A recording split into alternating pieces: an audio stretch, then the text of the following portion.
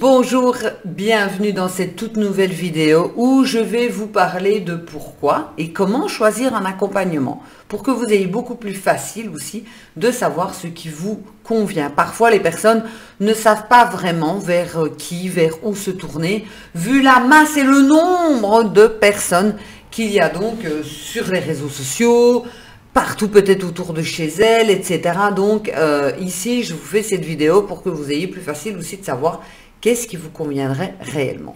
Je vous invite à vous abonner et à lire bien évidemment en description puisque je vais vous mettre le lien du programme Équilibre. C'est un programme où tous les mois il y a une thématique différente. C'est un travail, un développement personnel constant avec forcément des vidéos exclusives, des podcasts, des PDF, des invités d'exception bien évidemment, où vous allez pouvoir réellement donc travailler sur vous. Donc aujourd'hui, cette vidéo, elle est vraiment dédiée dans le développement personnel. Je vous invite à aller voir d'autres playlists aussi, il y a sur les relations toxiques, etc. J'ai beaucoup de personnes qui m'envoient donc des messages en se demandant si l'accompagnement que je propose, ça va donc leur convenir. Donc la première chose à faire, c'est de savoir, la première chose quand on veut se faire accompagner, c'est quelle est la problématique. D'abord, quelle est la problématique? Est-ce que je ne me sens pas bien dans ma peau maintenant? Est-ce que c'est quelque chose qui date de tout le temps? Est-ce que j'ai réellement envie d'en sortir? Est-ce que j'ai juste envie d'être écoutée, etc. Parce que c'est justement là que ça va donc se jouer.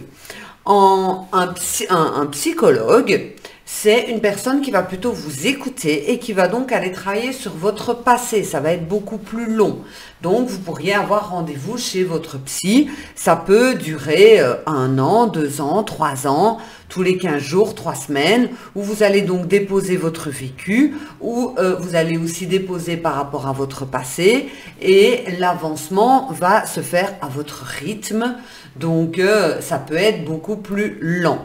Peut-être que vous en avez besoin, parce que l'accompagnement chez moi, c'est plutôt un accompagnement où il y a des prises de conscience, et c'est un accompagnement un petit peu plus coup de pied au derrière, que je vais donc vous expliquer. Et donc, le psychologue, il va beaucoup vous écouter. Pourquoi? Parce que la parole libère. La parole libère et il va vous donner quelques petits mots que vous avez peut-être sortis durant votre conversation qui vont amener peut-être à avoir justement des prises de conscience. Il y a des personnes qui vont chez leur psy ad vitam aeternam parce qu'elles ont ce besoin justement de pouvoir parler, de pouvoir se confier à une personne de confiance qui connaît déjà un petit peu toute la vie, et ça permet d'être, je vais dire, un peu plus coucouné, un petit peu plus en confiance. Donc ça, c'est la première partie, la plus classique, que l'on connaît et que l'on a connue, bien évidemment, depuis de nombreuses années. Il ne faut pas être fou ou folle pour aller voir un psy, ça n'a rien à voir du tout. Malheureusement, ce sont des croyances limitantes. Ça vient en fait de l'époque où Freud, quand il travaillait sur ses patientes, il travaillait sur l'hystérie. Donc c'est pour ça qu'on dit que les femmes sont hystériques. L'hystérie était donc une pathologie à l'époque de Freud qui touchait essentiellement les femmes. Et il a remarqué qu'en libérant la parole, les femmes, plus elles parlaient, moins elles avaient des crises d'hystérie. Donc la crise d'hystérie, c'était en fait tout le corps se contractait. Elles avaient même du mal de parler. Parfois elles hurlaient et elles avaient des douleurs dans tout le corps. Comme ça, je vous aurais appris quelque chose. Et donc, on en est venu à dire, pour aller voir justement quelqu'un, il faut être fou ou il faut être folle. Moi, j'ai plutôt envie de dire, il faut être très intelligent pour se faire accompagner. Parce que se remettre en question, se faire accompagner, pour moi, c'est un signe d'intelligence. Comme vous le savez peut-être, enfin, je ne sais pas du tout quand vous allez écouter cette vidéo, je suis célibataire et si je devais rencontrer quelqu'un, donc en fait, je ne cherche pas, donc voilà. Si je devais rencontrer quelqu'un, je veux que ce soit quelqu'un qui ait déjà travaillé sur lui, donc ce soit déjà remis en question, ait déjà été voir quelqu'un pour justement avancer. Et pas quelqu'un qui est sûr que les problèmes, c'est les autres, moi, je suis moi et tout va bien dans ma vie et je garde tous mes bagages et je garde toutes mes merdes avec moi et je ne veux pas avancer. Voilà, ça c'est pour vous expliquer. Et donc, c'est pas parce qu'on va voir un psy qu'on est forcément complètement cinglé, qu'on est moins que rien, etc. C'est qu'on va aller chercher une aide, comme quand on va chez le médecin. On est malade, on va chez le médecin. C'est exactement la même chose. Ici, vous avez d'autres accompagnements, ça peut être la sophrologie, moi je ne le fais pas, ça peut être bien d'autres choses. Moi, ce que j'apporte, c'est du coaching. Alors, qu'est-ce que c'est le coaching? Le coaching, c'est, on va regarder la situation présente et on va voir ce que vous voulez dans votre vie. Si par exemple, vous venez et que vous me dites, je suis dans une relation toxique et je le sais, j'en ai conscience et je suis pas encore prête à le quitter, mais voilà, je voudrais moi avancer parce que je me sens pas bien dans ma peau dû à cette relation, je voudrais vraiment arriver à lui répondre, à ne plus être impactée, etc. On va effectivement travailler sur le moment présent pour pouvoir avancer. Ayant fait des formations en psycho, je vais aussi aller voir le pourquoi vous êtes dans cette relation toxique et pourquoi est-ce que vous n'arrivez pas à en sortir en allant gratter un petit peu dans le passé. On ne va pas y rester longtemps, mais comme ça, moi, ça me permet de comprendre plus facilement et de vous aider.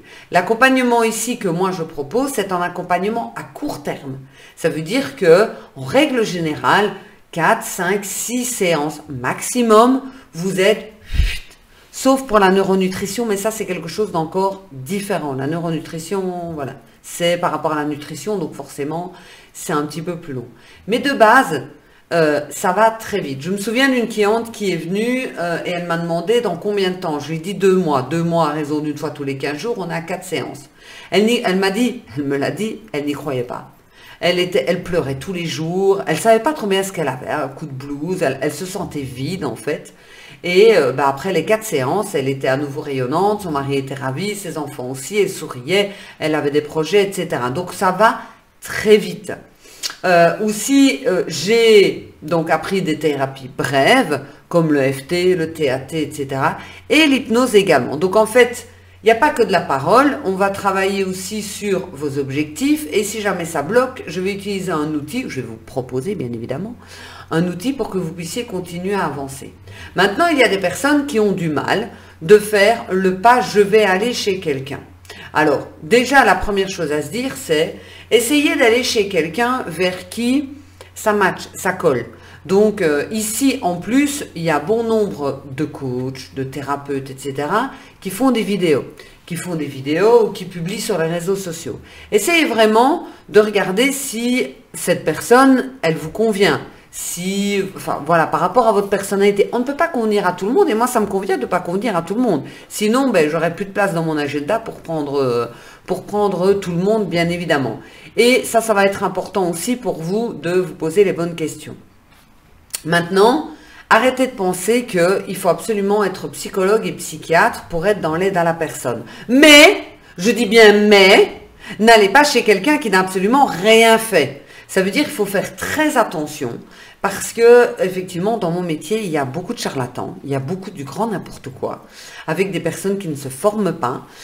J'en ai déjà vu, des personnes qui se disent « Oh, ce que tu fais, ça a l'air sympa, moi je suis de bons conseils, je vais m'installer comme coach. » Donc moi, ce que je vous conseille, c'est vraiment, moi, j'ai rien à cacher, donc vous pouvez aller sur mon site. Sur mon site, à côté de ma présentation, il y a cliquer pour voir les formations. Donc, vous pouvez aller voir toutes les formations que j'ai suivies, etc. Et en même temps, avec toutes les vidéos sur YouTube, Facebook, etc., en règle générale, on se dit, ok, elle connaît sa matière, c'est bon. Mais il faut faire attention parce qu'il y a beaucoup de personnes qui vont jouer sur la vulnérabilité des personnes. Après, ça, je vous fais confiance. Il vaut mieux prendre le bouche à oreille, d'avoir quelqu'un qui vous dit, vas-y, tu peux franchement y aller. Ou éventuellement, quelqu'un qui a donc pignon sur rue. Ça veut dire c'est quelqu'un qui a réellement un numéro de TVA, quelqu'un qui a un site internet, quelqu'un qui a une page pas avec 50 abonnés dessus, quelqu'un qui... Enfin, voilà, quelqu'un qui a un minimum donc reconnu. L'autre chose, c'est que comme je vous disais, peut-être que vous ne voulez pas tout simplement aller chez quelqu'un. Et là, vous pourriez vous tourner vers les formations. Formations et les programmes également. C'est quelque chose qui fonctionne très bien aussi pour pouvoir justement vous éveiller en conscience. Les personnes qui suivent les programmes et les formations pour devenir psychopraticien ou devenir coach, par exemple, me disent qu'elles ont énormément appris sur elles alors que ce sont des programmes en virtuel. Ça veut dire qu'elles écoutent les vidéos, elles lisent les PDF, on se voit une fois par mois et c'est tout. Donc, ça peut convenir à un certain nombre de personnes qui veulent juste en fait se développer personnellement et en apprendre plus sur elles, être beaucoup mieux dans leur vie, etc. Si c'est vraiment une problématique qui est beaucoup plus ancrée, il vaut mieux aller voir quelqu'un et faire du one-to-one. Même une séance, 2 séances, ça vous permettra d'avancer beaucoup plus rapidement que si vous suivez des vidéos ou juste lire des livres, ce ne sera peut-être pas suffisant. En tous les cas, pourquoi est-ce qu'il faut se développer personnellement? C'est plutôt en fait l'idée que j'en ai, c'est plutôt pourquoi est-ce qu'il faut se développer personnellement. De mon avis, et ça reste toujours mon avis, et je dis toujours à tout le monde, gardez votre libre arbitre, je n'ai pas la science infuse, et tout ce que je dis, vous n'êtes peut-être pas d'accord, et c'est justement ce que j'aime aussi, c'est le fait de pouvoir partager, échanger, et que si vous n'êtes pas d'accord, vous avez tout à fait raison, et vous avez tout à fait le droit aussi de ne pas être d'accord, bien évidemment. Mais en tous les cas, quand on fait du développement personnel, on se rend compte que sa vision, sa façon de voir les choses est parfois tronquée, n'est pas toujours OK en fait.